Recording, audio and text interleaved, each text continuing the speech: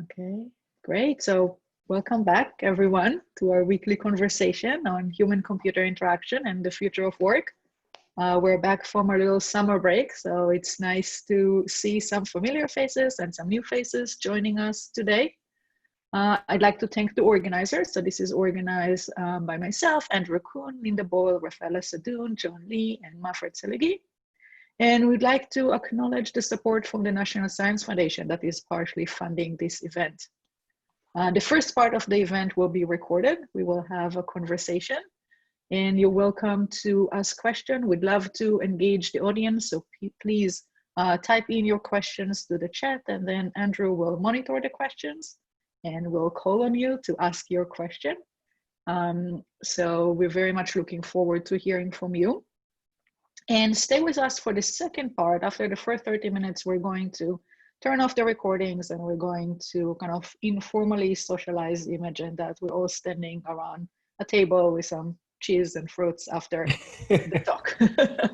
Feel free to bring your own. So right now, I'd like to welcome Amon Millner, who is an associate professor of computing and innovation in Olin College of Engineering. Thank you, Amon, for joining us today. We're really grateful to have you here. So I'm going to start with some questions. And the first one that I have is about the name for your lab. So you call your lab EASE Lab, Extending Access to STEM Empowerment. And this week, as we're starting to think about going back to schools, and this is obviously times of struggle against racial injustice, we're in the midst of a pandemic. What advice do you have for educators and for parents who seek to empower young people, not only to engage in the STEM, but also to use making and use the STEM to make difference in their own communities? That's a great question to kick us off. Thank you for having me, and thank you to everyone who is taking time to be one of the windows that are here on this virtual wine and cheese event. So the Extending Access to STEM Empowerment Lab has the term empowerment in it. And that's not something that is a very small discussion. And in fact, I have an entire class at Olin College whenever I can teach it called the Designing Resources for Empowerment and Making, DREAM. And that class has to start by defining what is disempowerment. Because if you're trying to identify ways through making and using HCI and having people develop their own technologies and providing tools that make that easier for all people of all ages and backgrounds, you have to identify some of the things that have been creating disempowering situations. So I want to start with a few examples, like I normally would in my class, about what are some experiences that lead to multiple paths for multiple learners, but not in the best light. And this is, one of the mantras of my lab and my designs is to create different paths, because a lot of times the default paths for young learners are chosen for them in ways that aren't in their best interest and leading to them being able to enter the STEM or HCI workforce. Okay, so I have to go a little bit back. I'll go to the 50s to start and to help us ground us in some disempowering situations. And I'm going to share something that was introduced to me when I was taking Beth Minet's HCI class in 2001 at Georgia Tech. This is called the FITS MABA table. And if you can see my screen and you can read the text, you'll see the header is men, as in mankind, humans, are better at, and machines are better at.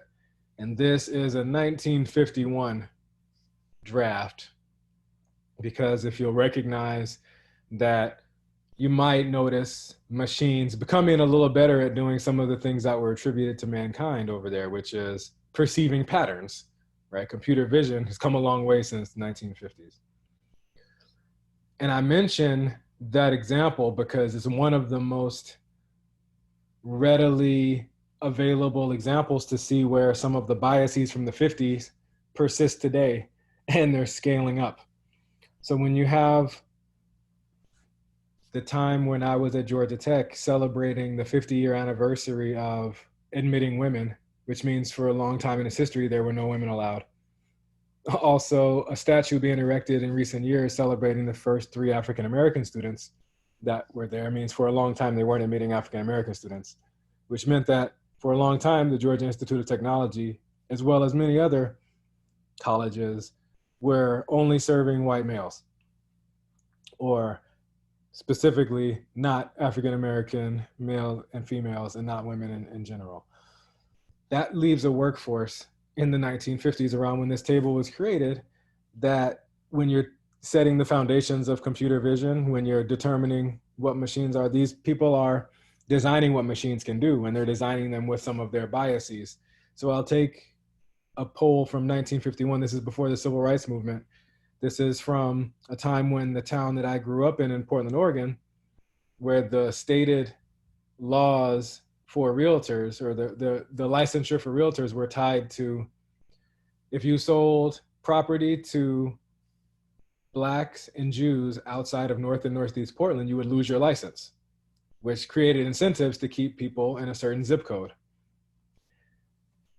And I'm gonna stop to share if you get an understanding. That this was just a backdrop to show that machines are built by people that have beliefs, and they can perpetuate those beliefs because they can, it says apply great force smoothly and precisely. That means that the dangerous tools that were devised by humans can be applied at great scale with impunity, because it's science if the algorithm says that this zip code is not one where you can get a home loan.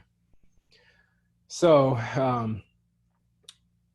to go back to Portland, Oregon, these systems where people were confined to a certain zip code by law, and this is already an improvement because, you know, my background in Oregon with a father who's an African-American historian, knowing all of the history of Oregon, you know, it's important to note that that was the only state that was brought into the United States of America where it was in the state's constitution that Black people could not live there, right? So during the wars, they made some exceptions, but you can see the real estate policies were really enforcing these rules. Well, if you're going to be here, you have to be confined to this area. And that sets up the path why my particular school was in an area where I received my education that was underfunded. If you know, you're not welcome in a particular state and you're only confined to live in a certain area by law. Yes, I was born after the 1950s. However, when people have already set up these rules, even though they're taken off of the official licensure for real estate policy, the policies still persist. And there's lots of stories that suggest that back that up. And I'll put one in the comments in a moment. But that will explain the path that was my default path for being a learner by my elementary school principal when I started elementary school. This gives you an idea of what the default path would be. The assembly that brought in all the new students concluded with the principal, Betty Campbell, saying, if you stay in Portland Public Schools and you started here all the way through 12th grade, we will give you a scholarship to college and you'll be able to go to college. And then the caveat that is the key signal that I picked up on even as a 6-year-old was, as long as you don't have a criminal record or a baby. So that means that the expectation was that most of the people in the room were going to be a teen parent, or we're going to have a criminal record. So that was the expectation set. So the path, that was the default path for everyone in my school, that was largely there because of the real estate policies, putting the Black and brown population of Portland in one neighborhood and having the schools that don't have the same resources as the immediate surrounding areas. This is a path that was provided for me that I was shoehorned into, and that is one path. Now, obviously, by being here as one of Orit's colleagues down the street at a prestigious university and as a professor, I didn't take that default path. So I had to find a different path. And so my work about multiple paths for multiple learners and finding ways to empower yourselves through making is a personal story, and is why my lab tries to create multiple paths, because sometimes if it hasn't been clear by now with that backdrop, the default path is not acceptable by any means for too many learners in the United States. So we need to draw attention to that. The current climate is doing a good job of it.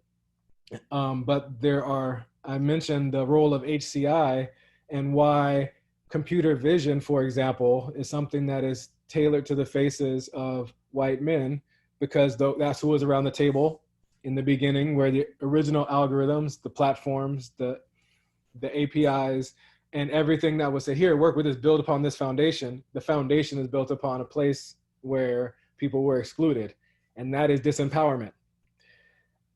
And that's providing, so the foundations are fraught with, of computing are fraught with some of these things that, from computer vision having the bias towards white male faces, and recognizing Black female faces having a 20% error rate.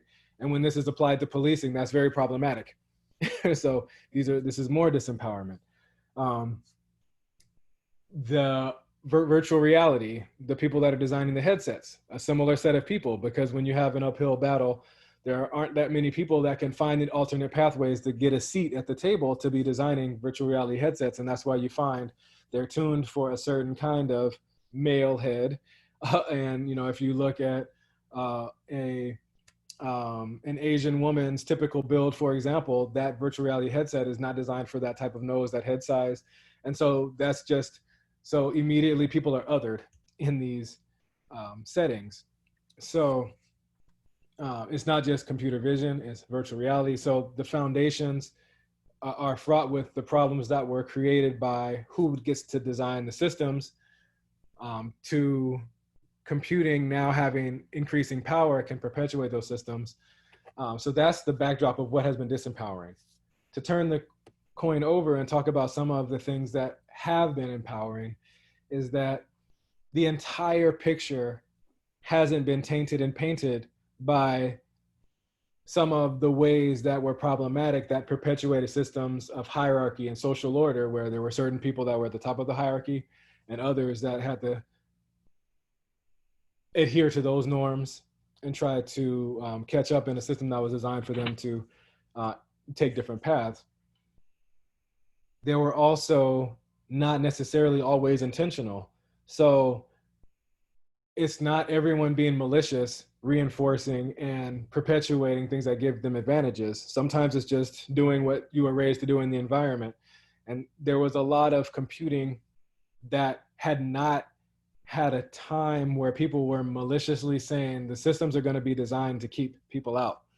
So there was a lot of opportunity. And one of the things that got me into computing was that I was able to end around some of the things that were problematic, from being from my neighborhood, being a 6-foot-tall Black man that's typically associated with what happened in Central Park recently with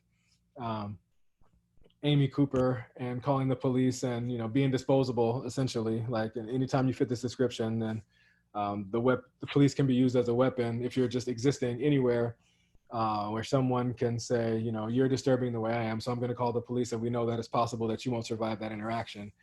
That makes it so that my presence in a pitch meeting for being an entrepreneur like I am, or for being an interviewee for a graduate program, that all comes into the room. Computing provided an outlet where my output was able to enter the room before my physical presence. And I used that to have young people having opportunities to create computing artifacts that exist as bits before the physical matter, and whatever it looks like and wherever it came from and whatever zip code is attached to it has to show up to where you already have credibility. People already need the work and have already engaged with the work and want the person that produced it to produce more. It's almost too late to apply some of the things that have kept people out of the workforce and out of the graduate schools, because things start, if you didn't pick up on it, all the way at kindergarten. It's not at the time where you're being interviewed. It's when you're telling the kid that we expect you to be a criminal and we expect you to be a teen parent. That's where the differences in what the workforce consists of begins. And there are great resources that describe some of these. The two books that I point people to the most are Unlocking the Clubhouse, which talks about the difference between putting all the computing technology in the boys' room and all the Barbies in the girls' room at the age of 6, and how that starts the divide and who is occupying these jobs. And Stuck in the Shallow End is the follow on to that series that talks about the difference of African Americans and what happens, similar to my own story, but 10x or 1000x, right? It's not, that refrain is very common. So you're just hearing my personal version, but understand that it's not all that uncommon among my community. So this is where the differences begin that shape what the workforce is going to be in HCI or in general. So the way to combat that is, my focus in the Ease Lab is to focus on very young people so that they can form identities of themselves that differ from what the default path might be laid for them. So by the time a guidance counselor says, we have this path ahead for you, because most people that are from your background that have come here before have taken this path, we recommend this for you without getting to know you, because guidance counselors in high schools, especially ones in neighborhoods that are under-resourced, or sometimes have a 500 to 1 caseload, which is very impossible. So they're not going to have a chance to get to know people. They're going to trigger to their default paths, and they're not unlocking the honor hallway for people that don't look like they've been the kind of students that have been there before. So these are the students that I work with that are getting exposure. They're saying, there's a robotics lab. I would like access to that. I'm not going to wait for you to grant it for me. I'm going to say, I've been doing this since I was 6. I would like to continue this. Please allow me to take this in my schedule. This is what I see for myself. When they say, I see Carnegie Mellon as one of the schools on my list, to not say, that school is not for you. How about Morris Brown? And these are the kind of things that are happening. And even though that's a college in Atlanta that has been defunct for a while, these are still things that people have in their ideas of the students and what they will do. And so I know that's a hurdle that I have to get over to even get people into the education that can put them into the workforce, is that they have to have early experiences that are engaging. And through computing, I have opportunities to do that, because like I said, there are lots of times where your creativity can happen at a young age if we design things correctly. And you can form alliances and friendships and connections, and trying to make things like robotics competitions, if that can be even more accessible, where you don't have to have mentors that worked in the industry, in the neighborhoods that can provide the time and the facilities and the money to have people designing robots. So like my lab would take on a project like, how do we make it so that those are more accessible? Because I know that's one of the dominant feeders into Olin College of Engineering, is people that had access to FIRST robotics and similar competitions. That's not something that is widely accessible, but my lab would say, how do we make something like that more accessible for people that have been given a path where it doesn't lead to that naturally? So how do I turn that on its head? So some of the projects that are trying to take HCI and how do, not just any humans, how do young people engage with robotics, computer programming, digital fabrication? How can we make it so that they develop relationships and can seek opportunities out and not have to have an abundance of resources? But how do you integrate cardboard? How do you integrate things that are reusable, repurposable? How do you do it in community centers that are around you? How do you do it with a set of people that don't look like you, so that it mirrors the learning at Olin College just at a young age, where we try to have people in groups collaborating, using unexpected resources when possible, because that is how you can design when you're trying to create systems and you don't necessarily have everything you need, because engineering is imperfect. So how do you improvise? How do you do those things? How do you work with people that are different? That's what we try to emphasize at the school in general, and that's what I try to bring at an early age as possible. So hopefully that's a long-winded answer that included the motivation, but it talks a little bit about what my work at the lab is trying to do. Thank you. Yes, I really appreciate you sharing with us not only kind of the current project, but also kind of your own path that led you to kind of view how important multiple paths are for learners. And I want to kind of follow up on a specific project. I know that your empowerment, the way you view empowerment starts with young children, and I know that young children are calling you Dr. Splatt. So if you can tell us a little bit about who is Dr. Splatt and how it kind of relates to empowerment. Dr. Splatt is my alter ego when I wear the Dr. Splatt lab coat. The name is reflected from a collaboration that started in my lab with some students at Babson College. As most of you know, Olin College, Wellesley College, and Babson College, there's a tight-knit community and collaboration. And a master's student at Babson came into my lab wanting to find ways to take the same creativity that exists on playgrounds anywhere you go from all of the ways that people have a game of tag, where typically there's a person who's it and there's people who's running around trying not to be it. All the variations and all the rules, that's computer programming. When you say, well, for freeze tag, you have to not move until somebody who is not the person who's it thaws you out. Or in tunnel tag, somebody has to crawl under your legs to unfreeze you. And all these variants are creating a set of specific rules that need to be applied. And these rules are being created by young people, and they're having tremendous amounts of fun. And those are the elements of computer programming. So how do we get the fun from running around on the playground and creating rules on the fly, changing them, modifying them, coming up with new things, and take that creativity and put it into a system where you can learn about computing and be inventive and bring those games to the next level.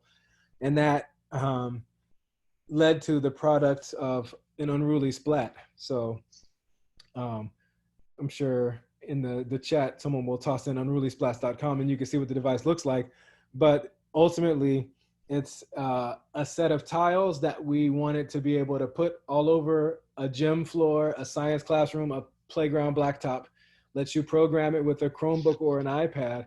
And the programming happens from everyone making the rules, and then the people that are all sharing the device and coming up with how do you encode it to have the programming experiences rooted in a fun way that isn't exclusive, because most people are brought into the game of tag. It's not something that is typically an exclusionary activity. So anyone who's welcome in that game can be welcome into this kind of coding, and they should enjoy it so that they can be having the outcome, which is, I like this kind of activity, I'd like to do it more. And I saw it more in the spaces where I already am, and it's not in that hallway over there where it's blocked off and says the robotics club only. So that was the idea of a Splatt. And I'm gonna tie it back to why it was an Ease Lab project and why Brianne Leeming found me to sort of help get it out into the world. One is because I have experience with getting programming platforms out to the larger communities with my master's and PhD work being on helping get the Scratch programming language into the hands of as many kids as possible through the online community, getting Scratch as sort of like a different way of learning how to program computers, where you have graphical blocks and you don't have to have the cognitive load of memorizing the whole syntax structure for how do I get something done? What's the word? I can't remember that. And I forgot the comma or this particular punctuation. If we could reduce that load, this goes back to my HCI training, which is taking the errors away by saying the diamond shape goes into this block. That means that you have a less time. You see how things fit, you see the entire vocabulary, you're reminded, so that you don't have to remember all the things, where that takes that piece off of the cognition so that your creativity can be at the forefront while you're programming. The Splats use a block-based language that's very similar to Scratch, but we wanted this to occupy different spaces, because Scratch is good when you're on the computer. And I tried to use the Scratch sensor board, which I worked with Professor Robbie Berg at Wellesley, a good friend of mine, who taught me a lot in that process. But how do I take that farther and away from the computer? And Splats were designed to be in places where Scratch may not have been, like gyms. I'll go back to a story of my high school in Portland, Oregon again. And this is a direct quote from one of the teachers there, from a student that went to the school before me. An African-American student was excited about George Washington Carver, because anybody who can invent 300 different patents with just peanuts is an awesome inventor. And you can see that someone will want to be like them when they hear about them. And the teacher took time to say, African-American students aren't inventors. He's sort of the exception. You should pursue athletics or music. That's what your people are good at, right? So this is one of those points where there's a path that is defined for African-American students and reinforced at the high school level. And the idea is, if students are being routed to more athletics and performance, how do I make it so that computing can occupy those spaces? So even if there are people that are being diverted, I can still have opportunities within all of those realms, and computing can happen in the gym, it can happen in the theater. My goal is to try to find places where people can, wherever they're comfortable, whether they've been sent there by their choosing or not, they can have enriching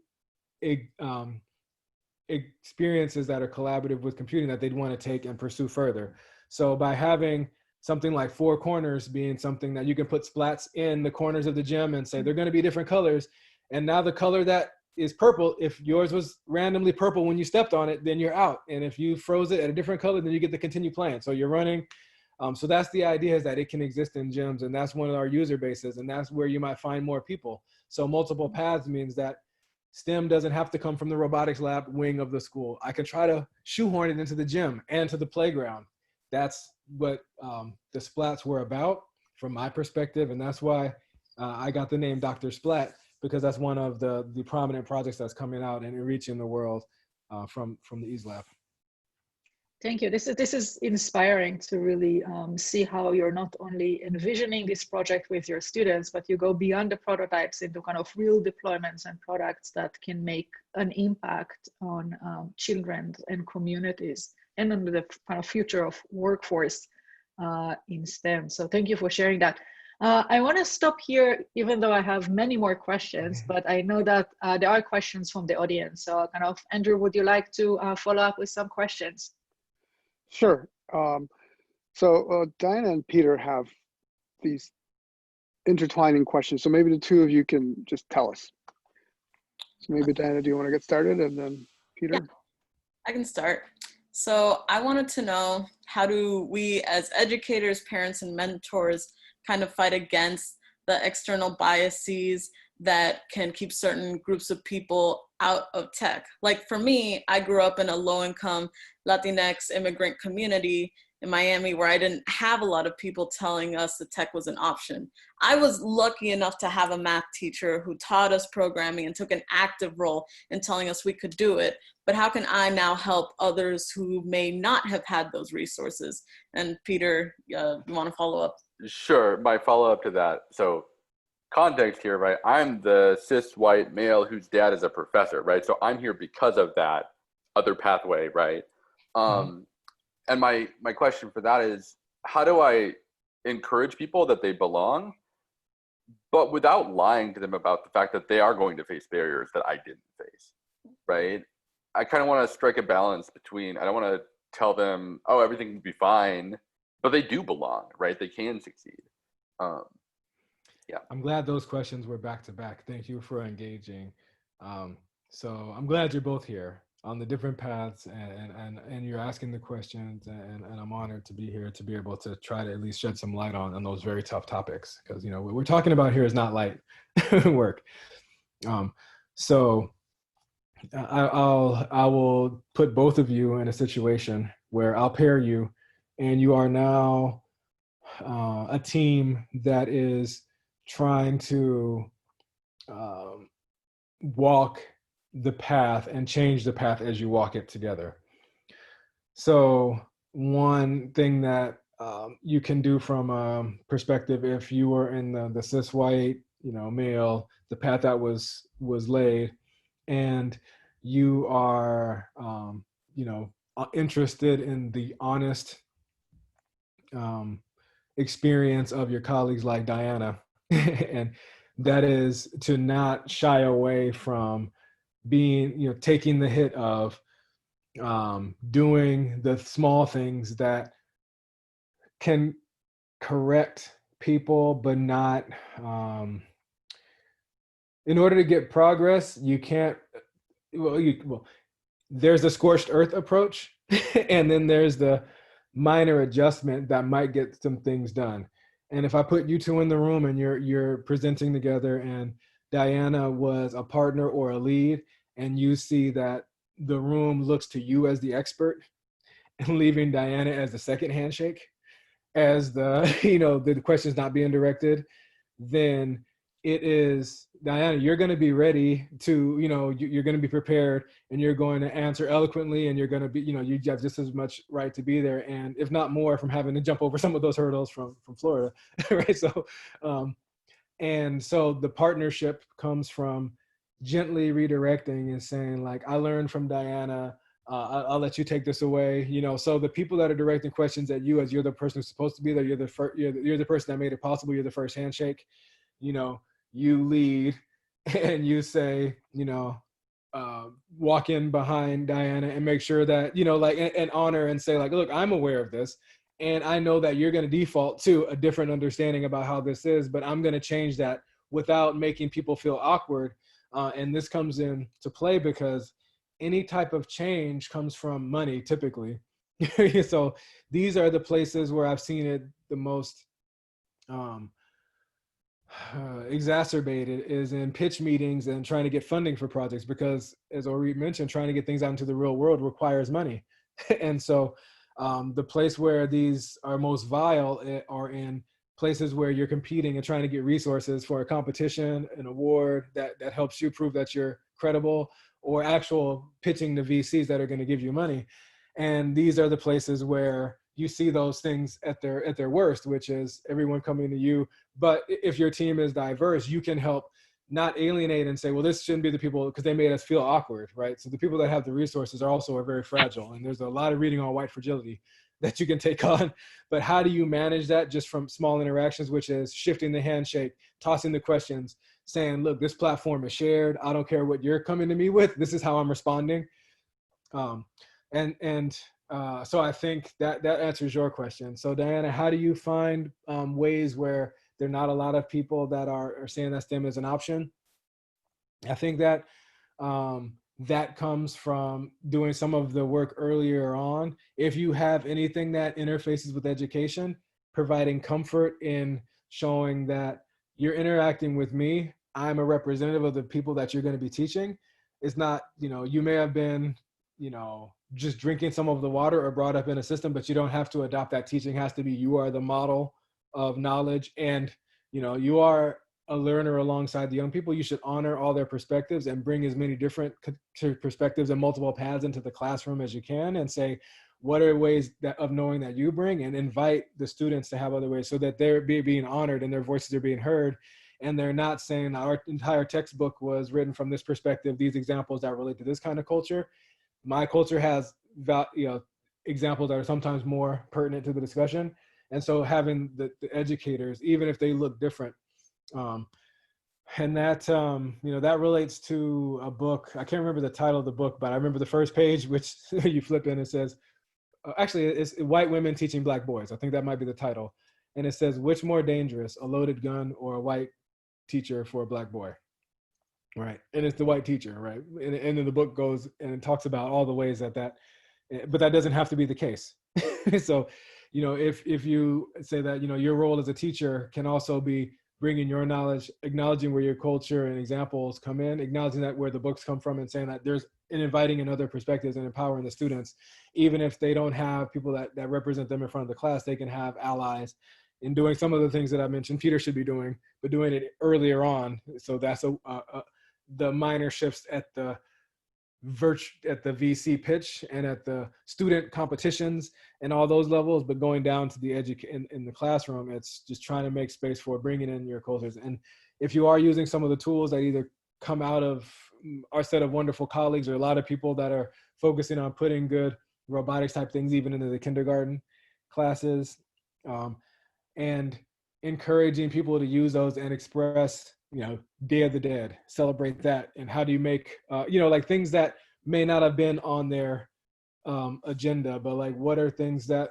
are meaningful to you? How do you embrace this technology, and how do you adapt it and bring in all of your expertise, and you can shine because you are the expert, and bringing and exposing the creativity and the robotics and the computing from that aspect, and highlighting that goes a long way, even if you're not there. So just creating examples. We tried to make the Scratch website, because I can't go to every school and community center, but we wanted to have different celebrations, the different days, different examples, and thinking about what goes out with the products, because Marvin Minsky mentioned a great thing that we kept in mind when we were designing Scratch was, he said there are many great languages, and you can have a perfect grammar, which is this is the best programming language ever, but if it doesn't have a literature, nobody's going to be inspired to use it, and it's not going to reach scale. So the literature that we had to provide had to speak to every different group that we could imagine, the young artists, the people that are counterculture, people that are, you know, so our literature should be as inclusive as possible, and you should be able to see examples and run with that and generate and find a space within a community that will allow you to amplify that and be able to be yourself.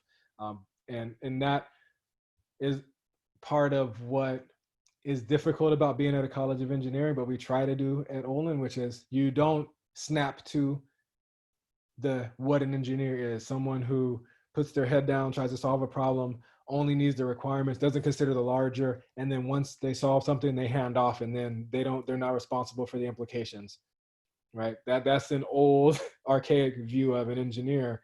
We try to make a more robust definition of engineer, and you don't just snap to that definition. You are whatever you already are and everything that you bring, and you have the engineering mindset and the skill and being inventive, and you adapt that, and you're a combination. You're not an engineer leaving the fact that you speak Spanish behind. Engineering is more powerful when the entire person shows up to do the engineering and to do the computing. So that's kind of what we're trying to stew up at Olin, and at least I try to amplify those messages through all the platforms that I have. And hopefully you can do the same. Thank you. Oops, sorry. Go ahead. Thank you. This is very motivating and inspiring, and I'm kind of happy that we had you here in the first week of school, because that's a lot kind of that I'm personally thinking, how can I integrate better in my teaching and in my mentoring and in my research projects. I really kind of want to thank you for inspiring us. I know that there are more questions, but I would like to transition to kind of more social and less formal settings. So maybe we can stop the recording and we can ask people to just kind of jump in and ask questions and engage in conversation. Before we stop the recording, I just want to mention that now that we're back from a little summer vacation, we have a fantastic lineup of speakers for the fall. Next week, we'll have Caitlin Mills with us. She'll be talking from University of New Hampshire, and she'll be talking about mind wandering and the implication of mind wandering for work and for learning. So please join us next week as well. Thank you.